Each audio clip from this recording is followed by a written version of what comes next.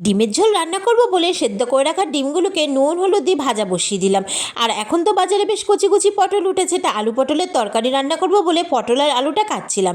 তখনই মেয়ে এসে বললো, মা আজকে পটল দিয়ে ডিমের ঝোল রান্না করবে?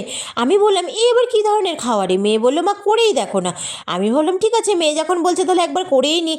তার জন্য ডিম আর আলুটাকে ভেজে তুলে নিয়ে একই তেলের মধ্যে টুকরো করে রাখা পটল আর আলুটাকে নুন হলুদ দিয়ে হালকা করে ভাজা করে তুলে নিয়ে একই তেলের মধ্যে গোটা গরম মশলা জিরে সম্বাদ দিয়ে টুকরো করে রাখা পেঁয়াজ আর টমেটোটাকে নুন হলুদ দিয়ে হালকা করে ভাজা করে নিই। তার মধ্যে পরিমাণ মতন ধনে গুঁড়ো, জিরে গুঁড়ো, লঙ্কার গুঁড়ো, নুন, হলুদ, সামান্য পরিমাণ মিষ্টি আর আদা রসুন কাঁচা লঙ্কা বাটাটা দিয়ে মশলাটাকে ভালো করে কষিয়ে নিলাম।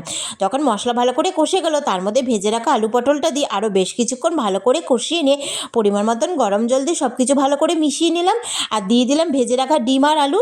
সব কিছু ভালো করে মিশিয়ে নিই, লো টু মিডিয়াম ফ্লেমে ভালো করে বেশ কিছুক্ষণ ফুটিয়ে নামিয়ে নিলে হয়ে গেল পটল দিয়ে ডিমের ঝোল। মেয়েকে বললাম, এনে তোর পটল দিয়ে ডিমের ঝোল। মেয়ে পেয়ে তো ভীষণই খুশি, আর খেতে তো দারুণ হয়েছিল।